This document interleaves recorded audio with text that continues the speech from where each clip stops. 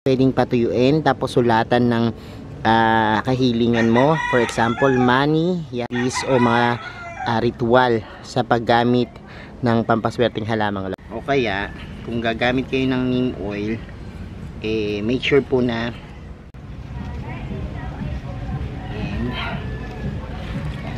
natin yun. Hello everyone, this is Hermes Unao, Pini Dino Park and Eco Garden, and welcome back sa ating YouTube channel. And for today's video, ano nga pag-usapan natin? Actually, meron akong gagawin ngayong araw na to dahil meron akong nakitang halamang ganito, kasi swerteng halaman to, no? Sinasabing isa sa mga wishing plants. Tapos nakita ko na naging puno siya.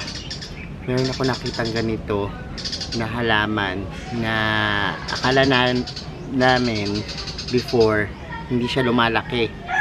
Pero napansin ko yung aking halamang ganito parang nakokontrol yung paglaki niya. And naisip ko lang na iripat siya para mas lumaki, kasi usually nagiging puno yung ganitong halaman. Ang tinutukoy ko po yung halamang laurel. No, maswerte yan, ano? At laging yung nakikita na minsan nakakasama sa listahan ng lucky plants, ano? At pakitaan ko kayo nung itsura ng laurel, tapos iripat natin siya para mas lumaki siya at mas gumanda. Tara, samahan nyo ako ngayong araw na to. Kung ready na kayo mga ka-MDP, tutok lang po.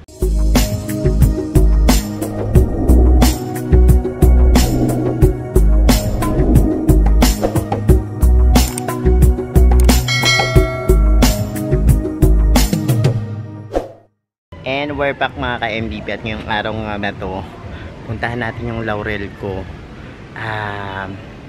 Kasi ang tagal na sa akin ito, tumataas lang siya, tas pinutol ko before kasi meron ding nagiging problema ang mga laurel, ano. Nagkakaroon sila ng parang kuto dun sa kanilang mga dahon.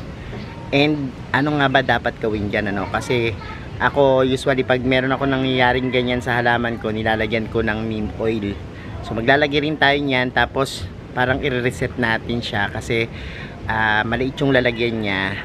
And meron ako ditong malaking paso, susubukan ko na doon siya i-transfer para mas mag-grow yung ugat niya at mas lumaki.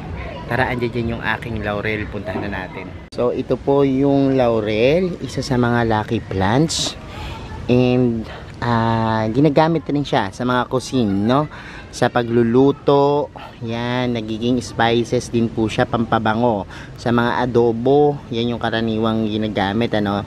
Pero bukod dyan, lucky wishing plant dahil ginagamit sa ilang tradisyon, ano, yung pagkakaroon ng laurel, swerte. Kasi yung dahon niya pwedeng patuyuin, tapos sulatan ng kahilingan mo. For example, money, yan, tapos lagay mo sa wallet. Yun yung ginagawa. Yung iba naman sinusunog itong dahon, tapos sinasabi na kapag bumulong ka sa halamang ito, sa dahon, at sinunog mo, yung usok na yon pupunta dun sa taong bibigyan mo ng kahilingan. For example, kung gusto mong maging healthy yung isang tao, yan, pwede mo diyang isulat yung health, no? Pwede rin naman na sunugin mo, tapos yung kahilingan mo nakasulat, ano. Ganyan yung mga ginagawang tradisyon dito sa ating yan, laurel. Meron akong mga ginawang video about sa mga activities o mga ritual sa paggamit ng pampaswerteng halamang laurel, no? So usually ang laurel, nakakita na po ako nito nung punong lumalaki, no? At nakita ko na malaki yung kanyang nasasakupang paso, no? Malaki yung paso niya kasi siguro yung roots niya para mag-grow, no? At pag nag-grow yung roots niya, tsaka yung pinaka nasa ilalim niyang mga ugat, talagang kumalat na, lumalaki rin po yung trunks, no? At nagiging isang ganap na malaking puno. So ganyan yung gusto ko ma-achieve, kaya ako i-riripat. Pero ang problema po dito kasi sa laurel ko, meron siyang sakit. Actually, pinutubulan ko na to dito, kaya nagsanga-sanga siya. Yan, pero yung aking tinanim na stem, hindi siya tumubo medyo hindi naging successful yung aking propagations. Pero ang gusto ko, payabungin siya para in any case na gusto ko ulit magputol ng stem, yan, kaya lang, ito nga po yung sinasabi ko sa inyo, nagkakaroon siya ng parang kuto, no? So, ayan kita nyo. So, ang gagawin natin is, yan, papahira natin yan ng neem oil para yan, gumanday uli yung dahon niya, saka maiwasan yung pagka bulok, no? Pero bago yan, kuhanin muna natin siya, tapos yan, mamaya ko na siya iriripat.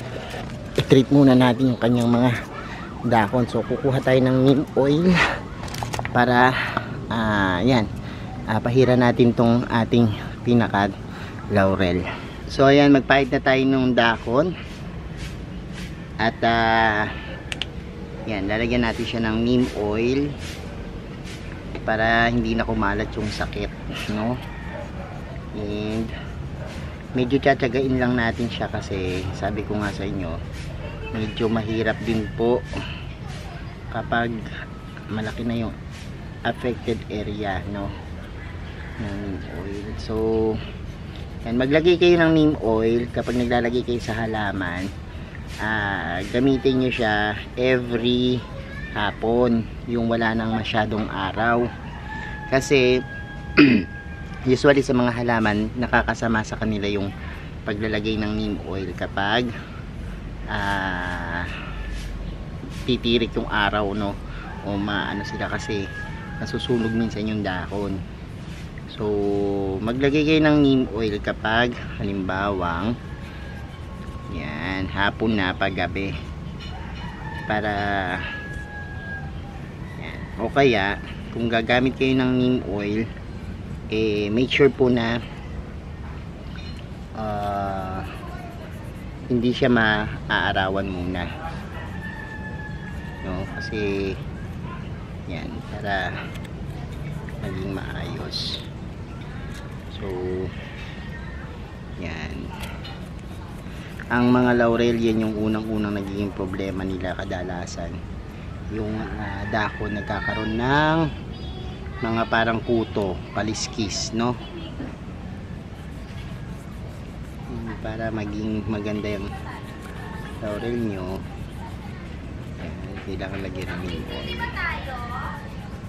Tsaka medyo mahal po talaga yung mga bentahan nitong mga laurel, lalo na pag malalaki na, na po siya, mahal na siyang i-benta, no? So habang yan, ito nga ilang taon na rin sa akin, pero yan, ganyan pa lang yung kanyang progress, pero at least buhay siya, no? Hindi namamatay, kasi minsan may ibang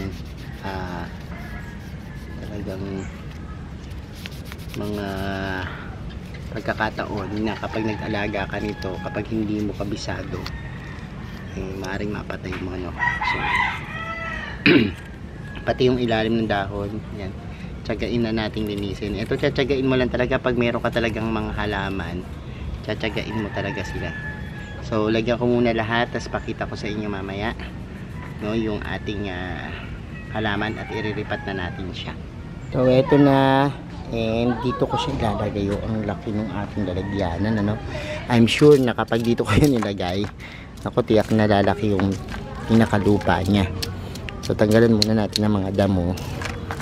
Yan, lalaki yung ugat niya, I mean, so yan, isin muna natin tong ating pagtataniman, and hukaya na natin, no? Yan, so dito natin yan itatanim. At feeling ko kapag halimbawang yan, umaba na yung mga roots nito sa ilalim, hindi ako lalaki na ito at magiging isang malaking puno.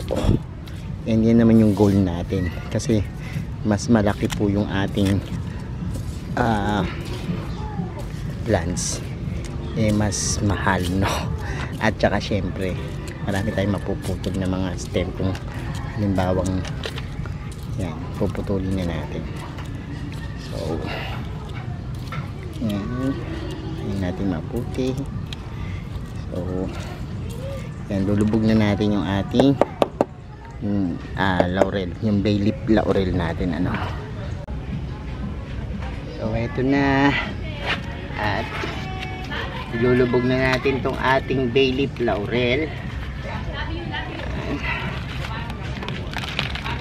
And ayan, naku, parang antigas na nito, ang hirap na mga anuhin, parang ang hirap tatanggalin itong ating bay leaf laurel.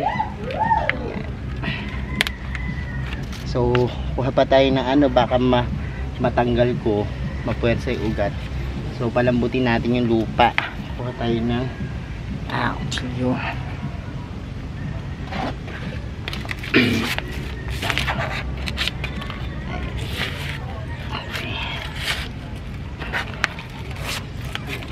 Ayan, medyo lumuwag-luwag na yung lupa.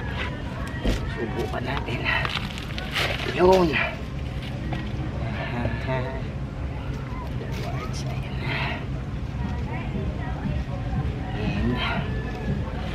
Lubog natin yun. Lubog na natin itong ating bay leaf laurel.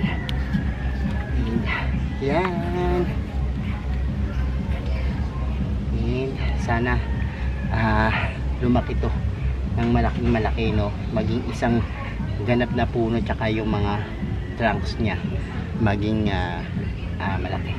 Pag-usapan natin kung paano to alagaan. So eto na, and yan, ito po, rain or shine lang, pwedeng pwede yung mga napakaganda nating laurel, no? At hindi po siya maarte sa lupa, no? Make sure lang na hindi yan, mabababad yung kanyang ugat. Ito namang tinaniman natin, sobrang laki ng space niyan. May butas naman yan. Make sure na may butas yung paso para hindi magka-root rot, ano. Pero yan, somehow ito, lalo na pag malaki na, sobrang daling alagaan, sobrang bilis padamihin. Kung halimbawang yan, mamunga yan. Meron ako dito mga dati na seeds, no, nabigay sa akin. At ayan, lulubog lang sila sa lupa. Tapos ayan, magkakaroon na ng panibagong baby. So yan, medyo mahal yung ating halamang ganyan. Pero tingin-tingin lang kayo sa mga marketplace, makita kayo ng mas mura. Kung meron akong maitatag dito na murang ganito laurel, check nyo, no, para kung saan kayo makabili.